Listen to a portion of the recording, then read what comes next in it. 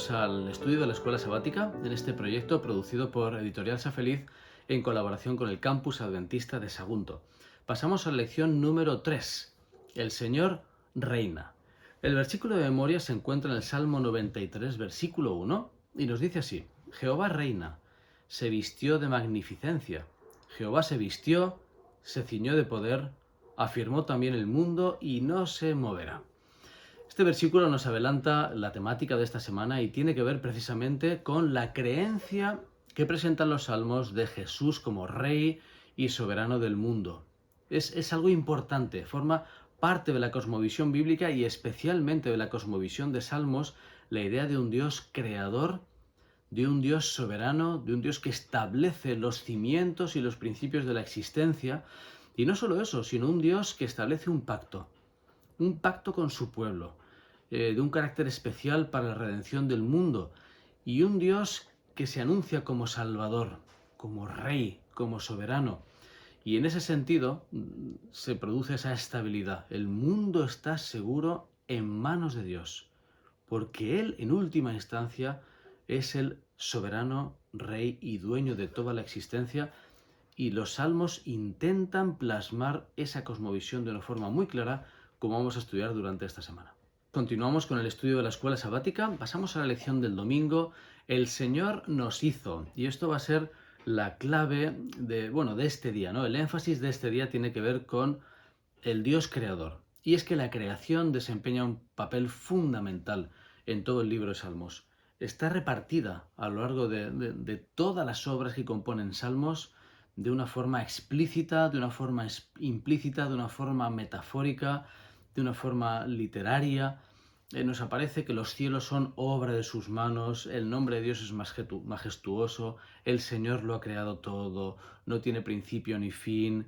De nuevo, los hombres son obra de Dios, los ídolos tienen manos pero no palpan, mientras que en la mano del Señor están las profundidades de la tierra, sus manos formaron la tierra firme. Bueno, hay muchísimos versículos en Salmos que nos hablan justamente de un Dios creador y lo presentan como creador incluso de las fuerzas naturales que para otras naciones consideraban divinidades.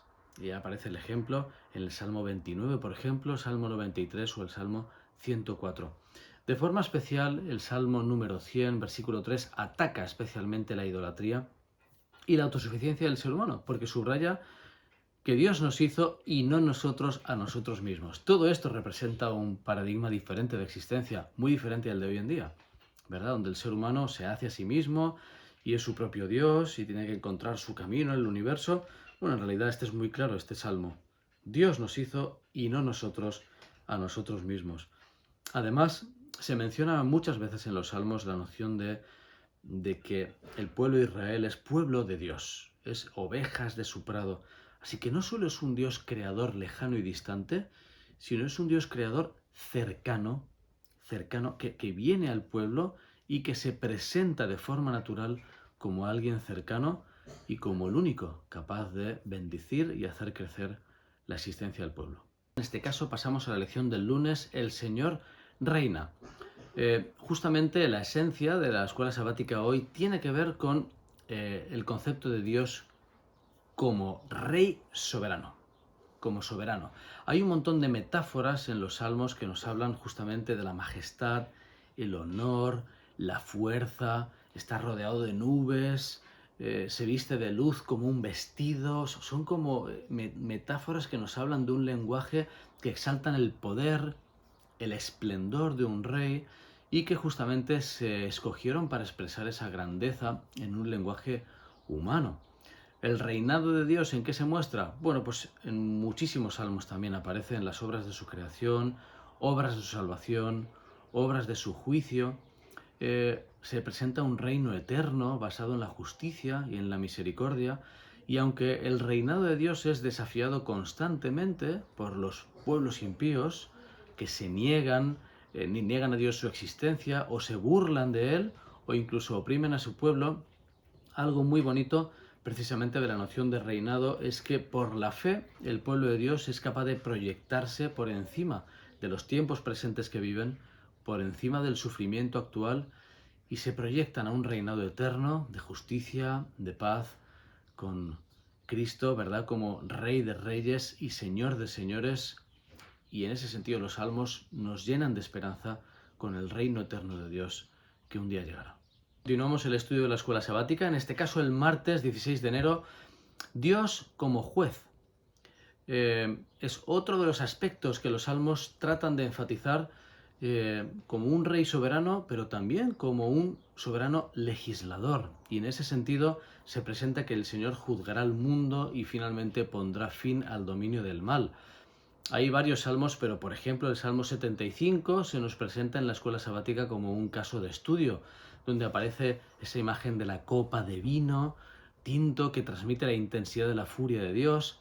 También el corte de los cuernos, ¿verdad? Los cuernos en la Biblia representan poder, así que el cortar los cuernos representa el fin del poder y el dominio de los impíos, mientras que el poder de los justos será exaltado. Y también algo importante, y es que Dios hará esto a su debido tiempo. En el Salmo 75 que comentamos, versículo 2, dice: al tiempo que señalaré, yo juzgaré rectamente. Y es que los tiempos de Dios son diferentes a los nuestros, y Dios se presenta como un juez justo, va a hacer justicia. En muchos lugares de la Biblia aparece esta noción del juicio investigador. Todo juicio es investigador en realidad, ¿eh? Tiene una vertiente de qué ha ocurrido aquí. Así que esa investigación comienza en la casa de Dios, como también aparece en otros lugares de la Biblia, como en Deuteronomio 32 o 1 de Pedro 4, también aparecen los salmos, de que comienza el juicio en la casa de Dios y finalmente se extiende a toda la humanidad hasta que se ejecuta el juicio y los que rechazan a Dios finalmente son destruidos como un acto final de misericordia, porque la gente rechaza, no quiere la justicia divina, no quiere recibir el perdón, así que finalmente reciben la no existencia, que es lo que ellos han decidido. En ese sentido el salmista clama para que Dios lo juzgue, pero confía en la justicia de Dios para su liberación. Ojalá esta pueda ser también nuestra realidad. Continuamos el estudio de la escuela sabática, en este caso la lección del miércoles 17 de enero. Se acuerda siempre de su pacto. El pacto es el contexto teológico en el cual ocurre la salvación, y en ese sentido el pueblo de Dios puede estar seguro precisamente porque Dios es fiel a su pacto. Esto aparece a lo largo de toda la Biblia, pero de forma especial también en Salmos. Especialmente en el Salmo 105, Dios recuerda a su pueblo todo lo ocurrido y en ese sentido la dirección providencial de Dios en la historia. Y es que Dios no se limita simplemente a decir a su pueblo que no lo va a rechazar, sino que activamente trata de que forme parte de ese pacto. Y en este salmo todo lo que ocurre allí, lo bueno y lo malo, indica una providencia divina, guiando a José, guiando a Moisés, sacándolos de la esclavitud, llevándolos a la tierra prometida. Cuando Dios dice, ¿no?, que se acuerda de su pacto, es un recuerdo activo. Implica mucho más que simplemente un acto de reconocimiento o de memoria, sino que es una acción salvífica. Dios se acuerda de su pacto y lleva a la acción. Del mismo modo, cuando se invita al pueblo a recordar las maravillas y los juicios de Dios, también se le invita a formar parte de esa propuesta de vida. También hay llamada a la acción al pueblo. El mundo, por tanto, está seguro dentro del pacto que Dios establece y se invita a todo creyente a seguir viviendo en él. Pasamos al jueves 18 de enero, que lleva por título Sus testimonios son muy firmes, y precisamente se trata de recordar que los testimonios de Dios, todo lo que ellos representan, tienen una firmeza existencial en nuestras vidas. Los testimonios, y nos recuerda el autor de la escuela sabática, que en hebreo es edut, decreto o ley, es el conjunto de reglas de juego, el conjunto de leyes y ordenanzas con las que el Señor gobierna la vida religiosa de su pueblo. Y en ese sentido nos dice que son muy firmes. El Salmo 93, versículo 5. La palabra también que se traduce como firme tiene vinculación en español con la palabra amén, ¿verdad? Amén, que es la que pronunciamos como un así sea. Deriva la noción de fiabilidad, de fidelidad, de firmeza. amén. Es un rotundo amén el que nos sumamos en la oración que elevamos para que sea así. Es firme. Dios garantiza, por tanto, la fidelidad de sus promesas y Él es el garante de todo lo que se establece a lo largo de la Biblia y en estos propios salmos. En ese sentido, precisamente, la falta de justicia en ocasiones en la Biblia se representa como un temblor de los cimientos de la tierra, y sin embargo los justos no son sacudidos. ¿Por qué? Porque están firmemente arraigados en la ley, en los preceptos, en los testimonios, y por eso su corazón está firme. En hebreo, Nahón también significa firme, seguro en el Señor. Es preciosa esta idea de que los preceptos que Dios nos ofrece en la Biblia son para nuestra felicidad, son para nuestra firmeza, son para nuestra tranquilidad, y así como la palabra de Dios también se presenta como una lámpara para guiar los pies del creyente, todo lo que el Señor ha establecido implica firmeza, implica esperanza e implica también la capacidad de sentir paz en medio de la tormenta.